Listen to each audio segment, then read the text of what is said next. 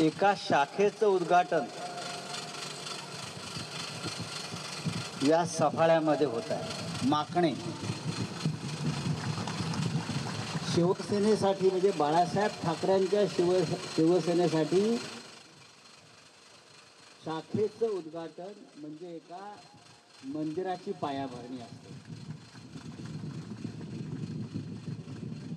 मुंबई ठाण्यासारख्या शहरामध्ये माननीय बाळासाहेबांनी जी शिवसेना मजबूतीनं उभी केली आणि आजही ते आहे त्याच मजबूतीनं, त्याचं कारण आपल्या शाखा. त्याच्यामुळे पालघरच्या या शाखेचा उद्घाटनासाठी जेव्हा जिल्हा प्रमुख आले तेव्हा त्यांना तात्काळ म्हटलं शाखेचं उद्घाटन आहे, मी येतो. पालघर जिल्ह्यामध्ये शिवसेना नवीन आहे. पालघर जिल्ह्यानं शिवसेनेला आमदार दिले, मंत्री दिले, सर्व काही दिले. ज्यांना सगळं काही दिलं ते आपल्या बरोबर नाही. पण जो शिवसैनिक ज्यानं मेहनतीने संघटना वाढवली आणि या सगळ्यांना निवडून दिलं ते आजही समोर बसलेले आहे. त्याच्यामुळे निराश व्हायचं कारण नाही. राजकारणामध्ये असे प्रसंग येत असतात आणि वाऱ्याबरोबर निघून जात असतात. असे अनेक चढउतार शिवसेनेनं पाहिले, अनेक. हा आपला संघर्षाचा काळ आहे आणि जो संघर्षाला घाबरून पळतो तो शिवसैनिक नाही. आजही बाळासाहेब ठाकरेंचं स्मरण जेव्हा आपण करतो तेव्हा एक गोष्ट लक्षात येते, आपण समजून घेतो, ती म्हणजे बाळासाहेबांनी आम्हाला संघर्ष करायला शिकवलं, मैदानातून पळायला शिकवलं नाही.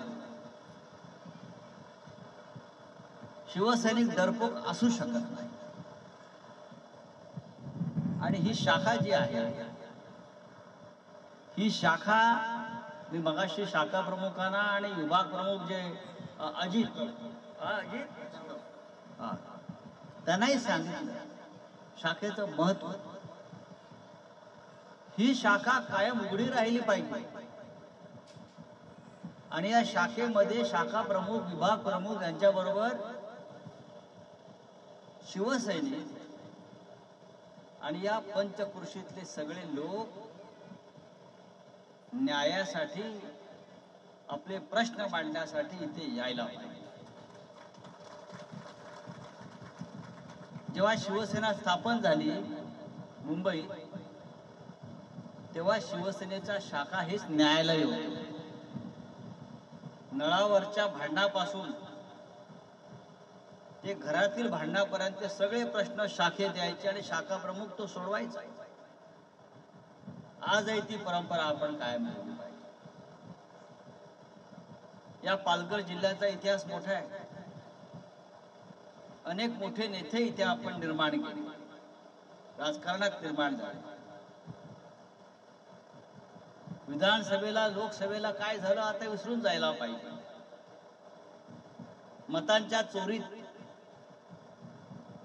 दरोडेखोरीत ज्यांचे हात अडकले ते सगळे निवडून आले. नाही तर भारतीय जनता पक्ष काय आणि शिंदे गट काय यांची काय लायकी आहे का निवडून येण्याची? हे निवडून येऊ शकत नाही. हिंदू हृदय सम्राट बाळासाहेब ठाकरे यांच्याशी बरोबरी करणाऱ्यांना जनता धडा शिकवेल. म्हणे आमची शिवसेना. तुझ्या बापाने जन्म दिला काय शिवसेनेला? शिवसेनेचा बाप एकच आहे, हिंदू हृदय सम्राट बाळासाहेब ठाकरे. आणि त्या बाळासाहेब ठाकरेंनी शिवसेना सुपूर्द केली उद्धवजी ठाकरे यांच्या. ती खरी शिवसेना. आता हे जे मेंढे गट वगैरे म्हणतात आम्हीच खरी शिवसेना, शिवसेनेच्या जन्माचा दाखला घेऊन या. तुम्ही कधी शिवसेना स्थापन केलीत? तुमचा बाप अमित शहा, त्यामुळे तुम्ही बिनबापाचे आहात. आमचा खरा बाप बाळासाहेब ठाकरे या शिवसेनेचा. त्याच्यामुळे बाळासाहेब ठाकरे हे नाव जोपर्यंत शिवसेनेबरोबर आहे तोपर्यंत या शिवसेनेचा बालही कोणी बाका करू शकणार नाही. निवडणुका येतात, निवडणुका जातात. काल निवडणूक आयोगाकडे जाऊन आलो ना आम्ही. त्यांचा सगळा घोटाळा समोर ठेवला. त्याच्या बिन बापाचा ब्रह्मचारी बाप आणि त्याला घरामध्ये त्याच्या नावावर 100 पोरं मतदार, 100 मतदार. बापाचं लग्न झालेलं नाही. एक बाप असा आहे सांगलीमध्ये, त्याच्या घरामध्ये 90 मतदार आणि त्याची 14 पोरं एकाच वयाची. 14 पोरं एकाच वयाची. 42. हा आपला निवडणूक आयोग, ज्याने निवडणुका घेतल्या या पद्धतीनं. हे सगळं दिल्लीचं राजकारण शिवसेनेचा, मराठी माणसाचा पराभव करण्यासाठी, या महाराष्ट्रातून, मुंबईतून आपल्या मराठी माणसाला हद्दपार करण्यासाठी हे सगळं कारस्थान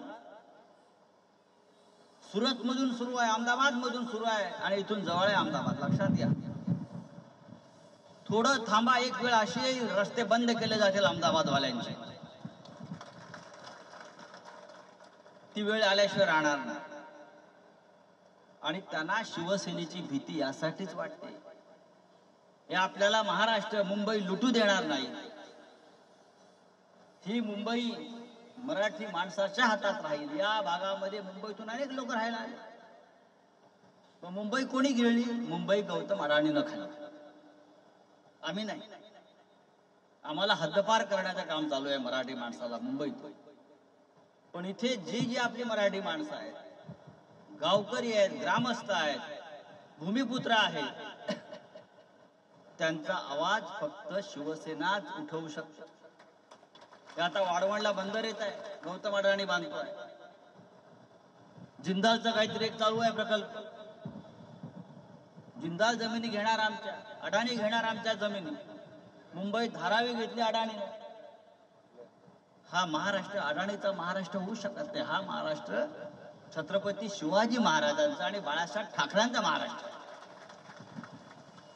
आणि त्यासाठी या शाखा ज्या आपल्या आहेत त्या महत्वाच्या.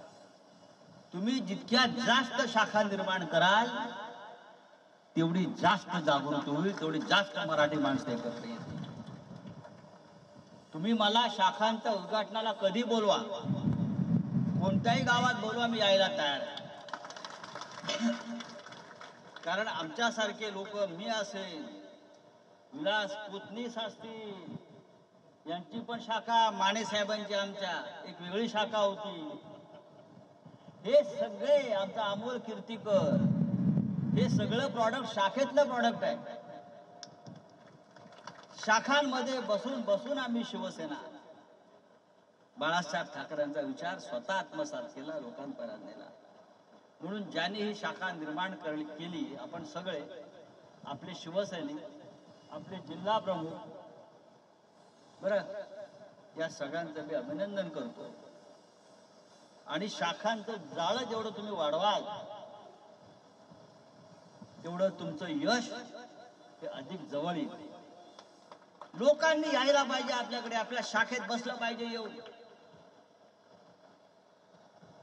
शाखा त्यांना आपलं घर वाटलं पाहिजे, आपलं मंदिर वाटलं पाहिजे. आणि ही शाखा ज्या पद्धतीनं मला दिसली, जागा लहान आहे पण पुढे पुढे वाढवत जा. अडाणीला वाढवायचा अधिकार नाही आहे. ही आपली जमीन आहे, भूमिपुत्रांची जागा आहे. डॉक्टर वळवी आहेत काय? वळवींचा पराभव हा धक्कादायक आहे. हा शिवसेनेचा बालेकिल्ला आहे. आम्ही म्हटलं वळवी आमचे आमदार होऊन गेले, ते सगळं प्रकरण आता न्यायालयासमोर आणि निवडणूक आयोगासमोर आलेलं आहे. आणि मला खात्री आहे या सगळ्यांचे मुखवटे गळून पडतील आणि पुन्हा एकदा हा शिवसेनेचा भगवा झेंडा या महाराष्ट्राच्या विधानसभेवर मंत्रालयावर आपण फडकवू. बघा अमोल कीर्तीकर बसलेत, मगाशी म्हटले ते खासदारच आहे. 42 मतांनी त्यांनी पराभव झाला. नरेंद्र मोदींनी प्रधानमंत्री होण्यासाठी ज्या 55 जागा चोरल्या त्यातली ही जागा आहे. नरेंद्र मोदी प्रधानमंत्री होऊ शकत नाही. 55 जागा या देशामध्ये त्यांनी चोरल्या अशा प्रकारे त्यातली ही महाराष्ट्रातली ही जागा जी आहे अमोल कीर्तीकरांची ती चोरली, दरोडा टाकला आणि आता विधानसभेत त्यांनी तेच केलं. पण उद्याच्या स्थानिक स्वराज्य संस्था, जिल्हा परिषदा, नगरपंचायत, महानगरपालिकेमध्ये आम्ही ते होऊ देणार नाही याचा निश्चय शिवसैनिकांनी केला पाहिजे, इतकंच मी सांगतो आणि तूर्त आपली रजा घेतो. जय हिंद, जय महाराष्ट्र.